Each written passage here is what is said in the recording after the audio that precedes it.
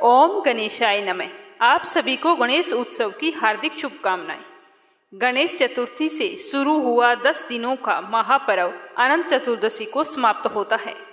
अनंत चतुर्दशी के दिन ही 10 दिनों तक विधि विधान के साथ श्री गणेश जी की पूजा अर्चना करने के बाद में विसर्जन किया जाता है। भगवान गणेश को ज्ञान, समृद्धि और सौभाग्य के देवता के रूप में पूजा जाता है। गणेश चतुर्थी का दिन भगवान गणेश को समर्पित है। इसे विनायक चतुर्थी के नाम से भी जाना जाता है। इस दिन विशेष रूप से गणेश जी की पूजा अर्चना की जाती है।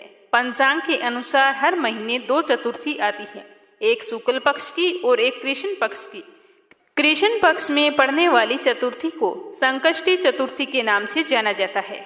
इस दिन चंद्रमा को अर्घ्य देकर व्रत का पालन किया जाता है। लेकिन शुक्ल पक्ष की जो चतुर्थी होती है उसे विनायक चतुर्थी के नाम से जाना जाता है। इस दिन विघ्नहर्ता भगवान गणेश जी की पूजा की जाती है। लेकिन इस दिन चंद्रमा के दर्शन निषेध होते हैं। सभी देवताओं में गणेश जी का स्थान सर्वोपरि है। गणेश जी सभी परेशानियों और बाधाओं को दूर करने वाले हैं। भगवान गणेश जी की नियमित पूजा करने से घर में सुख समृद्धि में वृद्धि होती है। तो आज 19 सितंबर को विनायक चतुर्थी। मान्यता के अनुसार भाद्रपद माह के शुक्ल पक्ष में आने वाली चतुर्थी तिथि को गणेश जी का जन्म हुआ था। इस दिन आप गणेश जी की पूजा कर सकते हैं, व्रत रख सकते हैं, लेकिन इस दिन चंद्रमा देखना निषेध होता है। ऐसा माना जाता है कि इस दिन चंद्रमा को देखने से झूठा कलंक लगता है। मान्यता के अनुसार द्वापर युग में भगवान कृष्ण ने विनायक चतुर्थी की रात को चंद्रमा देखा था, जिसके बाद उन पर श्यामंतक मणि को चोरी करने का झूठा इल्जाम लगाया गया था। अगर आप भी विनायक चतुर्थी की पूजा और व्रत करना चाहते हैं तो इस दिन सुबह जल्दी उठकर स्नान करें और व्रत का संकल्प लें।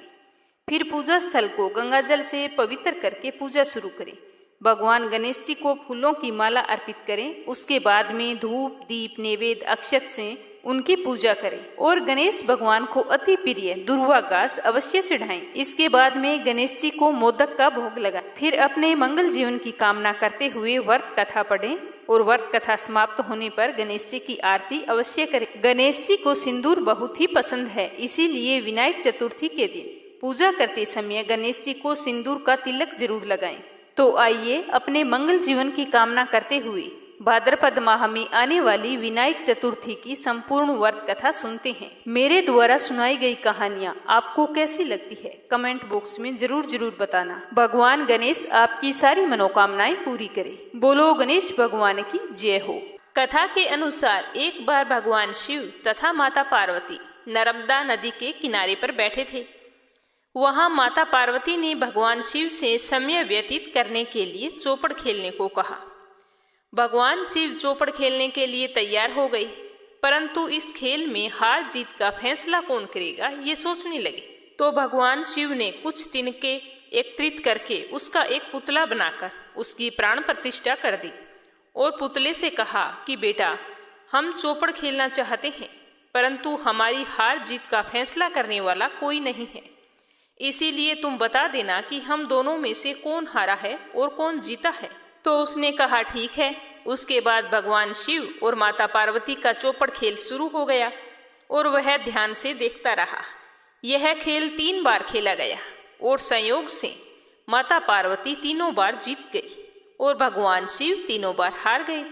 खेल समाप्त हुआ तो बालक से हार जीत के फैसले के लिए कहा गया, तो बालक ने महादेव को विजयी बताया।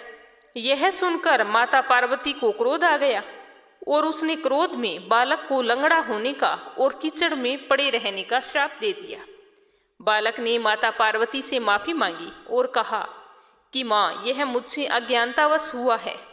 मैंने किसी द्वेष की भावना से ऐसा नहीं किया, मेरा अपराध क्षमा करो।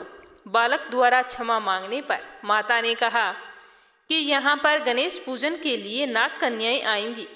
उनके कहे अनुसार तुम गणेश जी का व्रत करना, ऐसा करने से तुम मुझे प्राप्त करोगे। यह कहकर माता पार्वती भगवान शिव के साथ कैलाश पर्वत पर चली गई। 1 वर्ष तक वह वहां पर पड़ा रहा। 1 वर्ष के बाद उस स्थान पर नाग कन्याएं आई। तब उस बालक ने नाग कन्याओं से श्री गणेश के व्रत की विधि पूछी, तो उन्होंने सारी विधि पूरे नियम से उन्हें बता दी। तो उस बालक ने 21 दिन तक लगातार गणेश जी का व्रत किया। उसकी श्रद्धा से गणेश जी प्रसन्न हुए और उस बालक को साक्षात दर्शन दिए और कहा कि मनवांछित फल मांगो। तो उस बालक ने कहा कि हे विनायक जी, मुझ में इतनी शक्ति दो कि मैं अपने पैरों पर चलकर अपने माता पिता के साथ कैलाश पर्वत पर पहुंच सकूं और वे इसे देखकर प्रसन्न हों। तब गणेश जी बालक को वरदान देकर अंतर्ध्यान हो गए। गणेश जी के आशीर्वाद से वह बालक एकदम से ठीक हो गया। उसे अपने आप को देखकर खूब खुशी हुई और वह अपने पैरों पर चलकर कैलाश पर्वत पर पहुंचा। तो उसे देखकर भगवान शिव को और माता पार्वती को बहुत ही आश्चर्य हुआ। तो उन दोनों ने उस बालक से पूछा कि यह सब कुछ कैसे हुआ। तो उसने अपने किए हुए विनायक व्रत और पूजा विधि के बारे में उन दोनों को बताया। तो यह सब सुनकर भगवान शिव ने सोचा कि क्यों ना मैं भी इस व्रत को करूं, क्योंकि चौपड़ वाले दिन से ही माता पार्वती शिव जी से नाराज हो गई थी। इसीलिए देवी के रुष्ट होने पर भगवान शिव ने भी बालक के बताए अनुसार 21 दिनों तक श्री गणेश का व्रत किया और इस व्रत के प्रभाव से माता पार्वती के मन में शिव के प्रति जो नाराजगी थी वो समाप्त हो गई। तो पार्वती ने भगवान शिव से पूछा कि ये सब कुछ कैसे हुआ, मैं तो आपसे बहुत ज्यादा नाराज थी। तब भगवान शिव ने कहा कि मैंने भी श्री गणेश के 21 दिन व्रत किए हैं। तो व्रत की विधि भगवान शंकर ने माता पार्वती को दोबारा बताई। तो सारी विधि सुनकर माता पार्वती के मन में भी अपने पुत्र कार्तिकेय से मिलने की इच्छा जागृत हुई। तब माता पार्वती जी ने भी 21 दिन तक श्री गणेश का व्रत किया तथा दरुआ, फूल, लड्डुओं का गणेश जी को भोग लगाया और पूजा अर्चना की। जैसे ही व्रत का 21वां दिन आया तो कार्तिकेय स्वयं माता पार्वती से मिलने आ पहुंचे। उस दिन से श्री गणेश चतुर्थी का यह व्रत समस्त मनोकामनाओं की पूर्ति करने वाला माना जाने लगा। इस व्रत को करने से मनुष्य के सारे कष्ट दूर होकर मनुष्य को समस्त सुख सुविधाओं की प्राप्ति होती है। हे गणेश भगवान, जैसे आपने उस बालक और शिव गौरी की मनोकामना पूरी की, वैसी हमारी भी करना। बोलो गणेश गजानन की जय हो। तो अब सुनते हैं गणेश जी की दूसरी कथा। भाद्रपद मास की चतुर्थी तिथि शुरू होने से लेकर खत्म होने तक चंद्रमा के दर्शन नहीं करने चाहिए। अगर किसी कारणवश चंद्रमा के दर्शन हो जाते हैं तो मिथ्या दोष से बचाव के लिए एक कथा सुनी जाती है, जो मैं आज आपको सुना रही हूँ। इस कथा को श्रद्धा पूर्वक सुनना। एक बार नंद किशोर ने सनत कुमारों से कहा कि चतुर्थी के चंद्रमा के दर्शन करने से श्री कृष्ण जी पर लांछन लगा था। वह सिद्धि विनायक व्रत करने से ही दूर हुआ था। ऐसा सुनकर सनत कुमारों को बहुत ही आश्चर्य हुआ। तो सनत कुमार कहने लगे कि हमें वह पूरी कथा सुनाओ जिसमें श्री कृष्ण जी को कलंक लगा था। तो सनत कुमारों के पूछने पर नंद किशोर ने बताया कि एक बार जरासंध के भय से श्री कृष्ण समुद्र के मध्य नगरी बसाकर रहने लगे थे।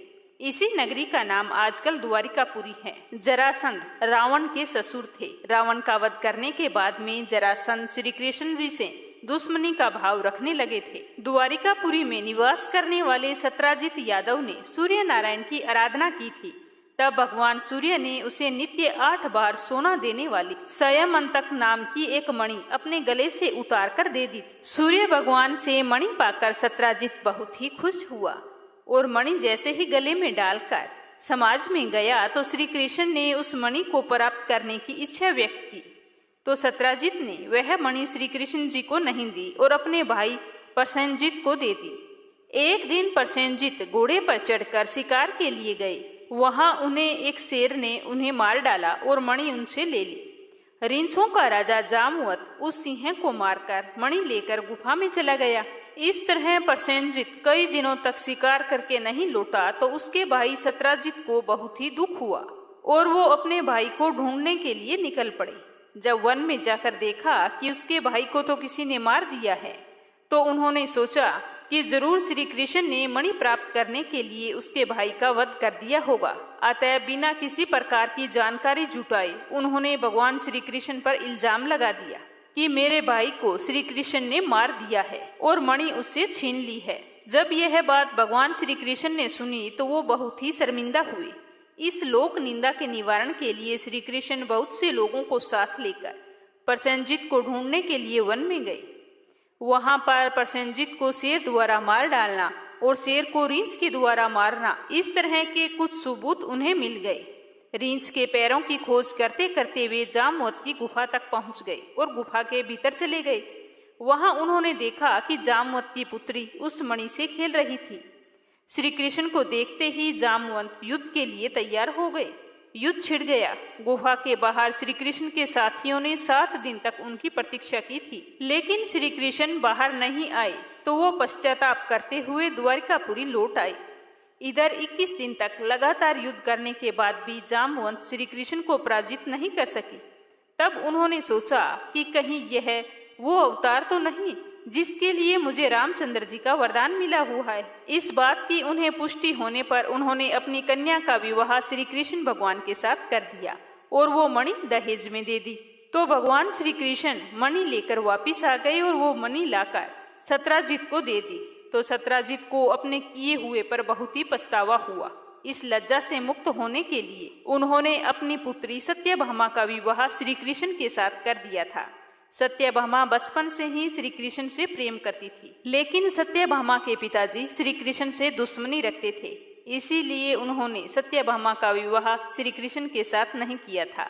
लेकिन जब उन्हें अपनी भूल का एहसास हुआ तो उन्होंने अपनी पुत्री सत्यभामा का विवाह भी श्री कृष्ण के साथ कर दिया। कुछ समय के बाद श्री कृष्ण जी किसी काम से इंद्रप्रस्थ चले गए। तब अक्रूर तथा ऋतुवर्मा की राय से सतधनवा यादव ने सत्राजित को मारकर मणि अपने कब्जे में ले ली। सत्राजित की मौत का समाचार जब भगवान श्री कृष्ण को मिला तो वे तत्काल द्वारिका पहुंचे और सतधनवा को मारकर मणि छीनने के लिए तैयार हो गए। इस कार्य में सहायता के लिए उनके बड़े भाई बलराम भी तैयार हो गए। जब इस बात का पता सतधनवा को लगा तो उन्होंने मणि अक्रूर को दे दी और स्वयं वहां से भाग निकला। श्री कृष्ण जी ने उसका पीछा किया और उसे मार डाला, पर उन्हें मणि नहीं मिली क्योंकि वो मणि उनके पास नहीं थी। तभी बलराम जी भी वहां पर पहुंच गए। श्री कृष्ण ने उन्हें बताया कि मणि तो इसके पास नहीं है। तो बलराम जी को विश्वास नहीं हुआ। वे अप्रसन्न होकर विद्रभ चले गए। जब श्री कृष्ण द्वारिका लौटे तो लोगों ने उनका भारी अपमान किया। यह समाचार फैल गया कि समयंतक मणि के लोभ में श्री कृष्ण ने अपने भाई को भी त्याग दिया।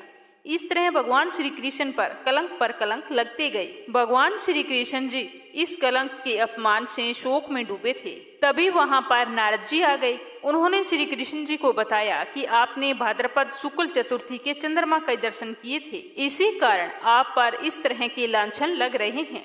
तो श्री कृष्ण भगवान ने पूछा कि चौथ के चंद्रमा को ऐसा क्या हो गया है जिसके कारण उनके दर्शन मात्र से ही मनुष्य बार बार कलंकित होता है।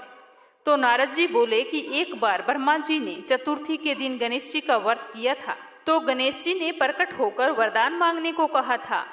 तो ब्रह्मा जी ने वरदान मांगा था कि मुझे सृष्टि की रचना करने का मोह ना हो। तो गणेश जी वहां से तथास्तु कहकर ज्यों ही चलने लगे तो उनके विचित्र व्यक्तित्व, बड़े बड़े कान, बड़ा सारा पेट और सूंड को देखकर चंद्रमा ने उनका मजाक उड़ाया। तो इस पर गणेश जी रुष्ट होकर चंद्रमा को श्राप दे देते हैं कि आज से तुम्हारा कोई मुख नहीं देखेगा। तुम्हें अपनी सुंदरता पर बहुत ज्यादा घमंड है ना, तुम्हारी ये सुंदरता अभी के अभी नष्ट हो जाएगी। इस तरह का श्राप देकर गणेश जी अपने लोक को चले गए और चंद्रमा मानसरोवर की कुमुदनियों में जाकर छिप गया। चंद्रमा बिना प्राणियों को बड़ा ही कष्ट हुआ। उनके कष्ट को देखकर ब्रह्मा जी की आज्ञा से सारे देवताओं के व्रत से प्रसन्न होकर गणेश जी ने वरदान दिया था कि अब चंद्रमा श्राप से मुक्त हो जाएगा, पर अगर भाद्रपद शुक्ल चतुर्थी को जो भी इसके दर्शन कर लेगा तो उस पर चोरी का इल्जाम लगेगा, झूठा लांछन लगेगा, वह व्यक्ति कलंकित होगा। इसी के साथ साथ जो मनुष्य प्रत्येक द्वितीया को चंद्रमा के दर्शन करेगा वह इस लांछन से बच जाएगा। अगर इस चतुर्थी को सिद्धि विनायक व्रत जो कोई मनुष्य करेगा उसकी सारी मनोकामनाएं पूर्ण होंगी और उसके सारे दोष दूर हो जाएंगे। तो यह सुनकर देवता अपने अपने स्थान को चले गए। इस प्रकार भाद्रपद शुक्ल चतुर्थी को चंद्रमा का दर्शन करने से आपको यह कलंक लगा है। फिर नारद मुनि ने भगवान श्री कृष्ण को भाद्रपद माह की विनायक चतुर्थी का व्रत करने को कहा। तो श्री कृष्ण जी ने कलंक से मुक्ति पाने के लिए इस व्रत को किया था। कुरुक्षेत्र के युद्ध में युधिष्ठिर ने भगवान श्री कृष्ण से पूछा कि भगवान, मनुष्य की मनोकामना सिद्धि का कौन सा उपाय है? किस प्रकार मनुष्य धन, पुत्र, सौभाग्य तथा विजय प्राप्त कर सकता है? तो यह सुनकर श्री कृष्ण जी ने कहा था कि यदि तुम पार्वती पुत्र श्री गणेश जी का विधि पूर्वक पूजन करो तो तुम्हें निश्चय ही सब कुछ प्राप्त हो जाएगा। तो भगवान श्री कृष्ण की आज्ञा से ही युधिष्ठिर ने भी गणेश चतुर्थी का व्रत किया था और महाभारत का युद्ध जीता था। तभी से माना जाता है कि गणेश जी का व्रत सब व्रतों में सर्वोपरि है। बोलो गणेश भगवान की जय हो। अब अपने गणेश जी की एक और कहानी सुनेंगे। बोलो गणेश भगवान की जय हो। एक गांव में एक माँ और बेटी रहती थी। एक दिन वह बेटी अपनी माँ से कहने लगी कि माँ, गांव के सारे लोग गणेश मेला देखने जा रहे हैं, अगर तुम कहो तो मैं भी मेला देखने जाऊं। तो माँ ने कहा कि बेटा, वहां पर बहुत भीड़ होगी, तुम कहीं पर गिर जाओगी तो चोट लग जाएगी। लेकिन लड़की के बार बार जिद करने पर उसकी माँ ने उसे सहमति दे दी और अपनी बेटी को जाने से पहले 2 लड्डू दिए और एक लुटिया में पानी भी दिया। माँ ने कहा कि बेटा, 1 लड्डू गणेश जी को खिला देना और थोड़ा सा पानी पिला देना, उसके बाद में दूसरा लड्डू तुम खा लेना और बचा हुआ पानी पी लेना। तो लड़की मेले में चली गई। मेला खत्म होने के बाद सारे गांव वाले वापिस आ गए, लेकिन वो लड़की घर नहीं आई। लड़की तो मेले में गणेश जी के पास जाकर बैठ गई और कहने लगी कि गणेश जी, 1 लड्डू खा लो और थोड़ा सा पानी पी लो, और 1 लड्डू और बचा हुआ पानी मेरे लिए है, ये सब मेरी माँ ने हमारे लिए भेजा है। लेकिन तो गणेश जी तो वहां पर नहीं आए। इस तरह कहते कहते उसने सारी रात वहीं पर बिता दी और उधर उसके घर पर उस लड़की की माँ बहुत ही परेशान थी कि ना जाने मेरी बेटी कहाँ पर चली गई है। रात का समय था, कहीं ढूंढने भी नहीं जा सकती थी। तो गणेश भगवान इस तरह माँ बेटी को परेशान देखकर सोचने लगे कि अगर मैंने 1 लड्डू और पानी नहीं पिया तो यह लड़की तो अपने घर नहीं जाएगी। तो यह सोचकर गणेश जी एक लड़के का वेश धारण करके वहां आए और उससे 1 लड्डू लेकर खा लिया और थोड़ा सा पानी भी पी लिया। और फिर उस लड़की से कहने लगे कि मांगो, तुम क्या मांगती हो। तो लड़की तो मन ही मन में सोचने लगी कि क्या मांगू, अन्न मांगू या धन मांगू, या अपने लिए अच्छा सा वर मांगू, खेत मांगू या महल मांगू, ऐसा क्या मांगू जिससे मेरी माँ भी खुश रहे और मैं भी खुश रहूं। तो गणेश जी उसके मन की बात को जान गए और उस लड़की से बोले कि तुम अपने घर जाओ, जो भी तुमने मन में सोचा है वह सब कुछ तुम्हें मिल जाएगा। तो यह सुनकर वह लड़की बहुत ही खुश हुई और जल्दी जल्दी अपने घर पहुंची। तो माँ ने पूछा कि बेटा, इतनी देर कहाँ पर लगा दी, मैं तो बहुत ही परेशान हो गई थी। तो बेटी ने कहा कि माँ, आपने जैसा कहा था मैंने वैसा ही किया। गणेश जी आए ही नहीं थे, सारी रात बीत गई। भोर होते होते ना जाने मैंने कितनी आवाजें लगाई, तब जाकर गणेश जी आए थे और मुझे इस तरह से वरदान भी दिए हैं। माँ, गणेश जी तो बड़े चमत्कारी हैं, मेरे मन की सारी बातें जान ली और मुझसे कहा कि जो तुम मन में सोच रही हो वो सब कुछ तुम्हें मिल जाएगा। और देखते ही देखते जो भी लड़की ने सोचा था वो सब कुछ हो गया। तो माँ बेटी बड़ी ही खुशी पूर्वक रहने लगी और गणेश जी का नियमित रूप से पूजन करने लगी। हे गणेश भगवान, जैसा आपने उस लड़की को दिया वैसा सबको देना, अपनी कृपा दृष्टि अपने भक्तों पर हमेशा बनाए रखना। बोलो गणेश भगवान की जय हो।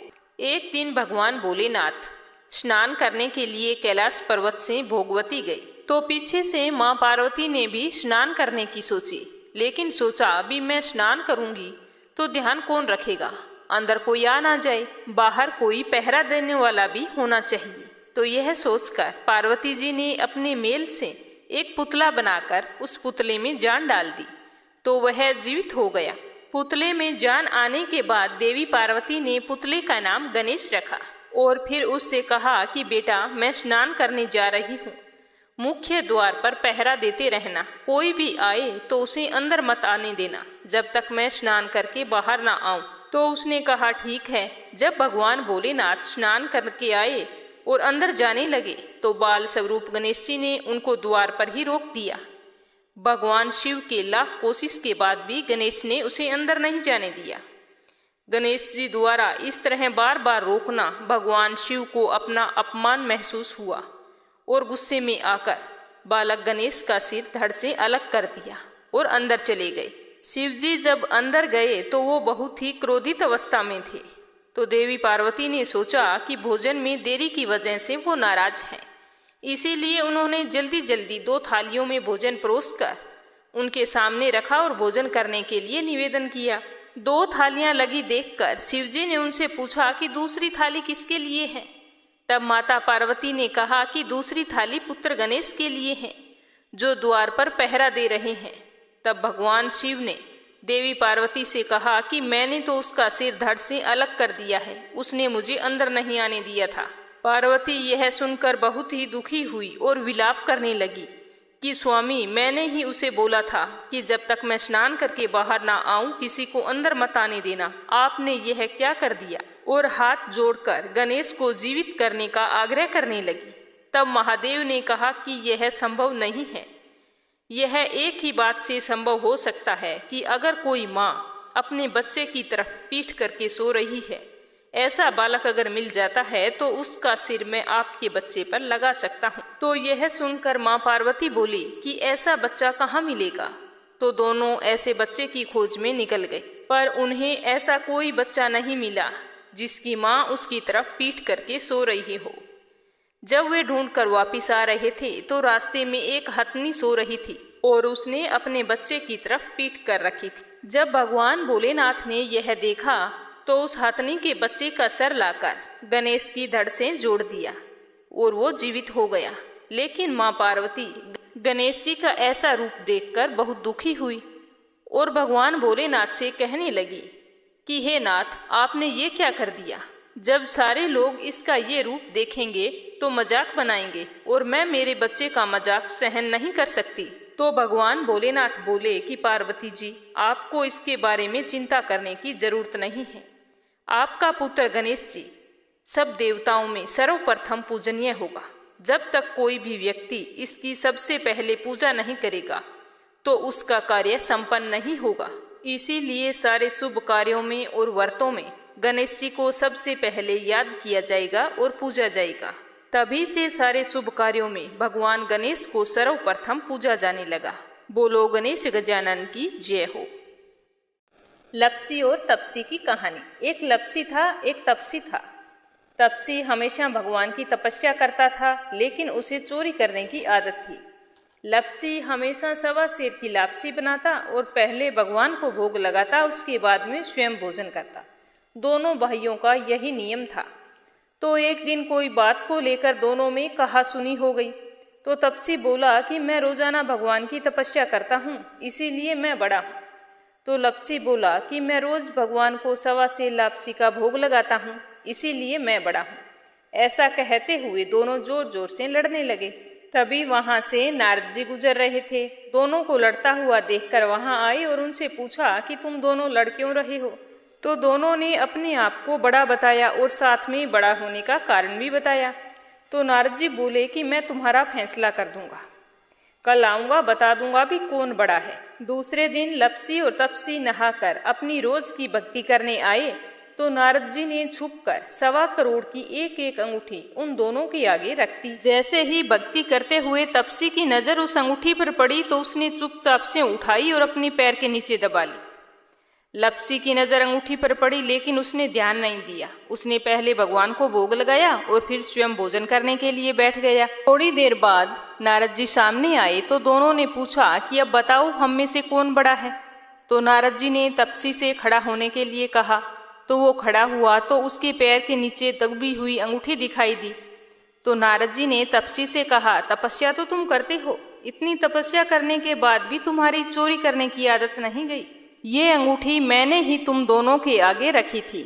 मैं ये देखना चाहता था कि तुम दोनों में से किन के मन में लालच है। तो तूने तो अंगूठी दिखाई पड़ते ही झट से अपने पैर के नीचे दबा ली। लेकिन लपसी का ध्यान अंगूठी पर जाने के बाद भी लपसी ने अंगूठी को ना ही उठाया और ना ही ध्यान किया।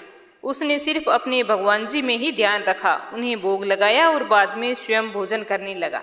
इसीलिए लपसी बड़ा है और तुम्हें तुम्हारी तपस्या का कोई भी फल नहीं मिलने वाला। जितनी चाहे मर्जी तुम तपस्या कर लो, तुम्हें इसका कोई भी फल नहीं मिलेगा। तो तपसी को यह सुनकर बहुत ही दुख हुआ और वह शर्मिंदा होकर नारद जी से माफी मांगने लगा और कहने लगा कि आज तक की मेरी गलती माफ करो और मुझे बताओ कि मुझे मेरी तपस्या का फल कैसे मिलेगा। आज के बाद कभी भी मैं चोरी नहीं करूंगा। तो नारद जी ने कहा कि यदि कोई गाय और कुत्ते की रोटी नहीं बनाएगा तो उसका फल तुझे मिलेगा। यदि कोई आदमी ब्राह्मण को भोजन करवाकर उसे दक्षिणा नहीं देगा तो उसका फल भी तुझे ही मिलेगा। अगर किसी को सूट, तीवल, साड़ी अगर हम देते हैं, उसके ऊपर अगर भेंट स्वरूप कुछ रुपए नहीं देंगे तो उसका फल भी तुझे ही मिलेगा। अगर कोई व्यक्ति दिए से दिया जलाएगा तो उसका फल भी तुझे ही मिलेगा। अगर कोई औरत आंगन लीपकर चौका नहीं लीपेगी तो उसका फल भी तुझे ही मिलेगा। यदि कोई व्रत कथा में सारी कहानी सुन ले लेकिन तुम्हारी कहानी ना सुने तो उसका फल भी तुझे ही मिलेगा। उसी दिन से हर व्रत कथा और कहानी के साथ लपसी तपसी की कहानी कहीं और सुनी जाती है।